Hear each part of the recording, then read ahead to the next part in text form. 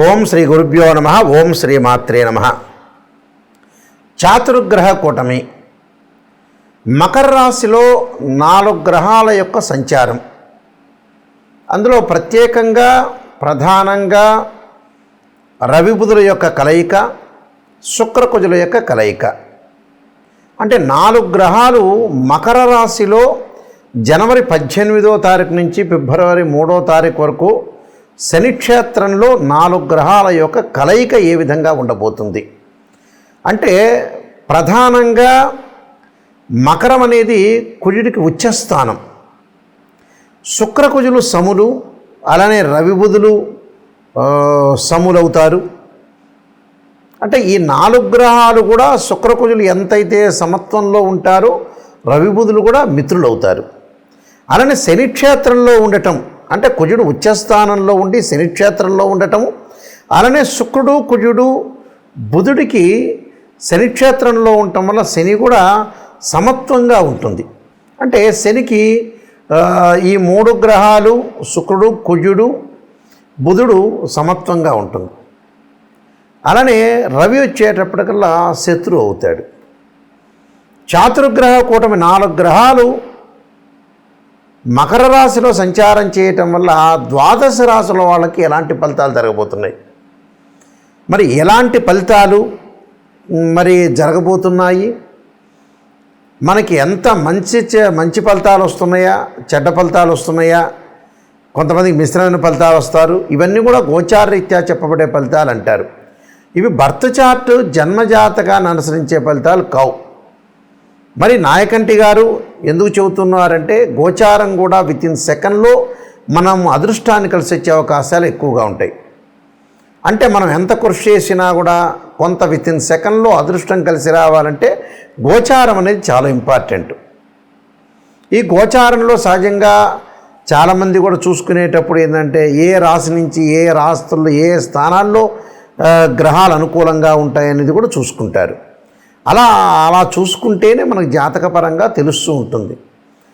ఎందుకనంటే సహజంగా 2, 4, 6, 11 స్థానాల్లో ఉంటే బుధుడు మంచివాడని వాళ్ళ జన్మరాశి నుంచి, శుక్రుడు 1, 2, 4, 5, 8, 9, 11 స్థానాల్లో ఉంటే శుక్రుడు మంచివారని, అలానే రవి 3, 6, 10, 11 స్థానాల్లో ఉంటే రవి మంచివాడని, అలానే బుధుడు 2, 4, 6, 11 స్థానాల్లో ఉంటే బుధుడు మంచి ఫలితాన్ని ఇస్తాడు. మిగతావన్నీ కూడా మిశ్రమైన ఫలితాలు ఉండటం, చెడు ఫలితాలు జరిగే అవకాశాలు ఎక్కువగా ఉంటాయి. అయితే 12 రాశుల వాళ్ళకి చాతుర్గ్రహ కూటమి శుక్రుడు కళత్రకారకుడు, సుఖాన్ని భోగాన్ని సౌఖ్యాన్ని ఇచ్చేవాడు. కుజుడు వచ్చేటప్పటికి రియల్ ఎస్టేటు, కన్స్ట్రక్షను, ప్రమాదాలు, ఆస్తులు పాస్తులు, కోర్టులు, సమస్యలు, వివాదాలు, అన్నదమ్ముల మధ్య వివాదాలు, శత్రువులు బాగా పెరిగే అవకాశాలు ఉండటం. అంటే ఎలాంటి మేలు చేస్తాడు కుజుడు? రవి ఉద్యోగము, ఇన్సూరెన్సు, మెడికల్ సంబంధించిన విషయాలన్నీ కూడా రవి. బుధుడు వ్యాపారము, వృత్తి ఉద్యోగ వ్యాపార రంగాలు, అలానే బుద్ధి వికాసించడం, అలానే డెవలప్మెంట్ కావటం, వాణిజ్య శాస్త్రము, గణిత శాస్త్రానికి సంబంధించిన గ్రహం ఏంటంటే బుధుడు.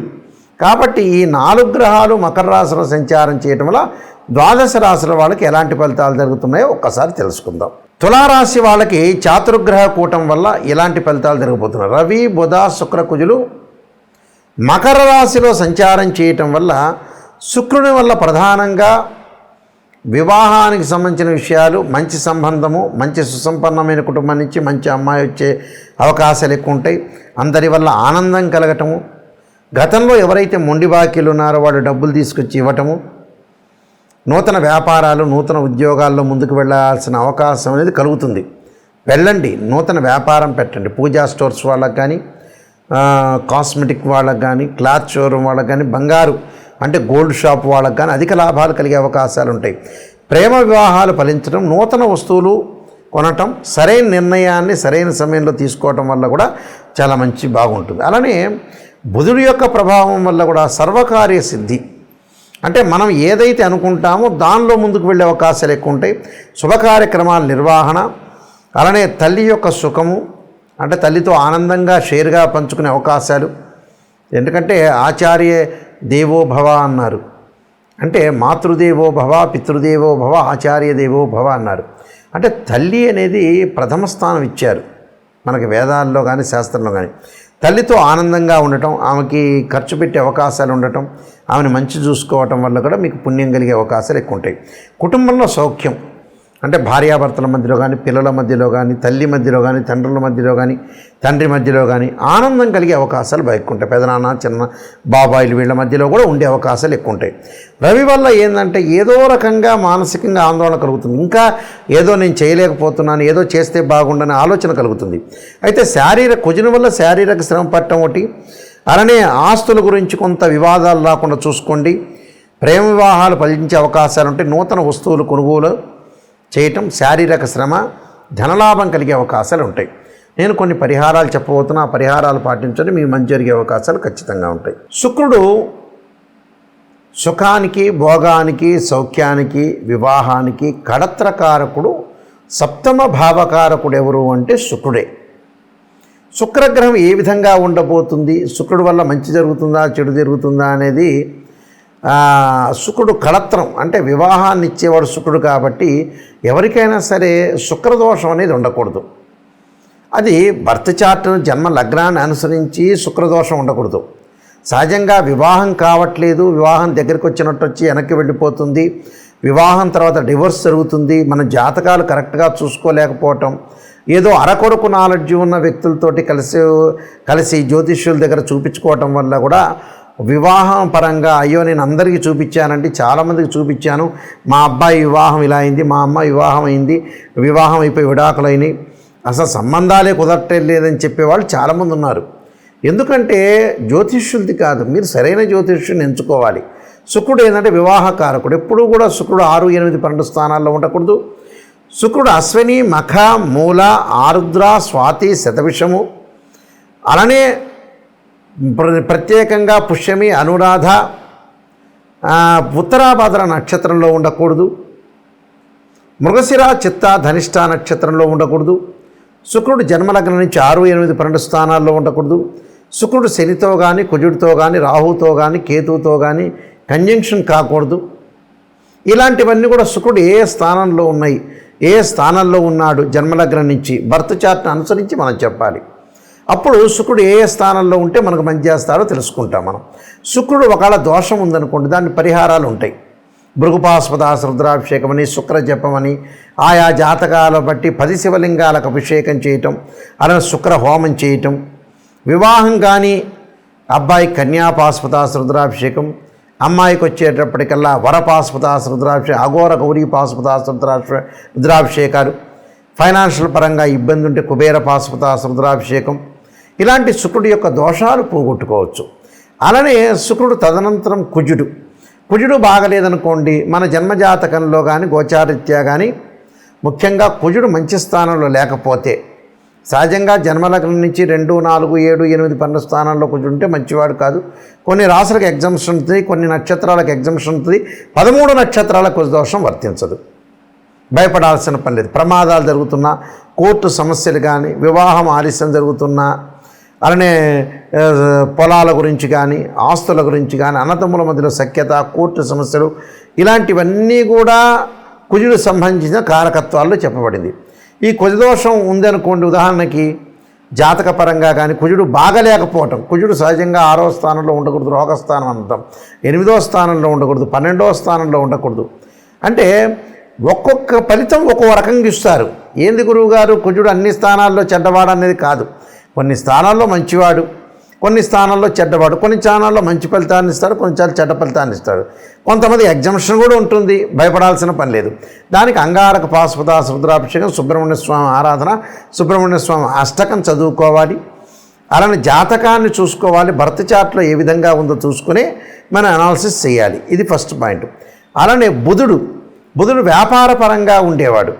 వ్యాపారము, వృత్తి, ఉద్యోగ, వ్యాపార రంగాల్లో బుద్ధి వికసించడము, సరైన సమయంలో సరైన నిర్ణయం తీసుకోవడం. బుధుడి యొక్క దోషం ఉంటే కూడా అలానే బుధుడి యొక్క సంబంధించిన జపం కానీ, అలానే బుధుడికి సంబంధించిన హోమం కానీ, అలానే పాశుపతాస రుద్రాభిషేకం చేసుకోవడం చాలా మంచిది. రవి వల్ల ఏం జరగబోతుంది? రవి వల్ల ఉద్యోగంలో మార్పులు, ఆరోగ్యపరంగా ఇబ్బందులు. ఆరోగ్యం మహాభాగ్యం అంటారు. ఏ జాతకంలో అయినా సరే రవి యొక్క దోషం, జన్మలగ్నం నుంచి రవి యొక్క దోషం ఉంది అని అంటే రవిని ఆరాధన చేయాలి. ఎలాగా? సూర్యపాశుపతాస్త్ర రుద్రాభిషేకం అంటారు, సౌరపాశుపతాస్త్ర రుద్రాభిషేకం అంటారు.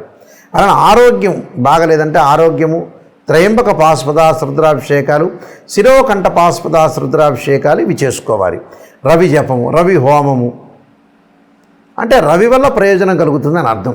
కాబట్టి ఇవన్నీ కూడా జీవితంలో గోచారీత్యా నిజాన్ని తెలుసుకోండి, అబద్ధపు ముసుగులో ఉండొద్దండి. ఎవరైనా నాకు కాల్ చేసేవాళ్ళు జాతకానికి నిజం తెలుసుకోవాలి, నెగిటివ్ అయినా పాజిటివ్ అయినా తెలుసుకునే వాళ్ళు మాత్రమే నాకు ఫోన్ చేయండి. అంటే అబద్ధపు ముసుగులో జాతకాన్ని చెప్పలేరు, నేను చెప్పను కూడా. అందువల్ల నేను నెంబర్ ఆఫ్ బుక్స్ రాసిన రాజమండ్రి మోహన్ పబ్లికేషన్ వాళ్ళకి కాలసర్పయోగము, కాలసర్పయోగ చంద్రిక, రాహుకేతువులు, ఛాయాగ్రహాలు, అలానే వివాహ మార్తాండము, జాతక చంద్రిక, స్వప్నశాస్త్ర ఫలదీపిక, అలానే బృహత్ పరిహార సింధు, అలానే సర్వదేవతా గోత్ర పార్ట్ 1, పార్ట్ 2, పుత్రగణపతి వ్రతము, ఇలానే ప్రిడిక్షన్ ఆఫ్ ఆస్ట్రాలజీ, ఇలాంటి నెంబర్ ఆఫ్ తెలుగు ఇంగ్లీష్లో నేను చాలా నెంబర్ ఆఫ్ బుక్స్ రాశాను. మాది వెబ్సైట్ ఉంటుంది www.nayakanti.com అని, nayakanti.in మీరు చూడొచ్చు. ప్రతిదాని కూడా సమస్య పరిష్కారం ఉంటుంది, ఆ సమస్యను మీరు బాధపడాల్సిన పని లేదు. నాయకంటి మల్లికార్జున శర్మ బుక్స్ అని కొడితే వస్తుంది మీకు. ఎవరైనా సరే జాతకాన్ని క్లియర్గా చెప్పించుకోదలుచుకున్న వ్యక్తులు నా నెంబర్ స్క్రోల్ అవుతుందో ఆ నెంబర్కి మీరు ఫోన్ చేయొచ్చు, డైరెక్ట్గా ఆ నెంబర్ నా దగ్గరికి వస్తుంది. అందువల్ల ఏమీ ఆలోచన చేయాల్సిన పని లేదు. ప్రతి పనిని కూడా మనం లైఫ్లో సాధించాలంటే మన చేతుల్లోనే ఉంటుంది. మంచి చెడు అనేది ఎప్పుడు కూడా మన చేతుల్లోనే ఉంటుంది. ఖచ్చితంగా జాతకాన్ని తెలుసుకొని ముందుకెళ్తే లైఫ్లో ఏ వృత్తి చేయాలి, ఎలా డెవలప్మెంట్ చెందాలి, ఫైనాన్షియల్ పరంగా ఎలాంటి ప్రాబ్లమ్స్ వస్తున్నాయి, వివాహపరంగా ఎలాంటిది, ఆరోగ్యపరంగా కానీ, కోర్టు సమస్యలు కానీ, వివాదాలు కానీ, ఆర్గ్యుమెంట్స్ ఇవన్నీ కూడా గ్రహాల యొక్క ప్రభావంతో ముడిపడి ఉన్నాయి. జాతకాన్ని మనం చూసుకున్నాం అనుకోండి, ఒక్కసారి చూసుకొని ముందుగా జాతకపరంగా వెళ్ళామంటే ఖచ్చితమైన నిర్ణయం తీసుకోవచ్చు. అయితే నా దగ్గరికి జాతకానికి ఫోన్ చేసేవాళ్ళు ఎవరైనా సరే వాయిస్ రికార్డింగ్ పెట్టుకోండి, నేను జాతకాన్ని చెబుతాను. వాట్సాప్లో మీరు ఏదైతే ఉంటుందో ఒక 4 పేజీలు పంపిస్తాను, అలానే వాయిస్ రికార్డింగ్ చేసుకోండి. జాతకంలో వాయిస్ రికార్డ్ ఎందుకంటే మళ్ళీ రిపీట్గా మీరు వినే అవకాశం ఉంటుంది. సత్యాన్ని తెలుసుకోండి, నిజాన్ని తెలుసుకోండి. నిజాన్ని తెలుసుకునే ఎవరైతే ఉంటారో వాళ్ళు నాకు కాంటాక్ట్ చేయండి, నేను అన్నీ క్లియర్గా ఓపెన్గా చెబుతాను. దానికి పరిహారాలు, రెమెడీస్ కూడా శాస్త్రీయమైన పరిహారాలు చెప్పడానికి ఖచ్చితమైన అవకాశం అనేది ఉంటుంది. మీరు మీ అందరికి కూడా మంచి జరగాలని ఆశిస్తూ సర్వే జనా సుఖినో భవంతు.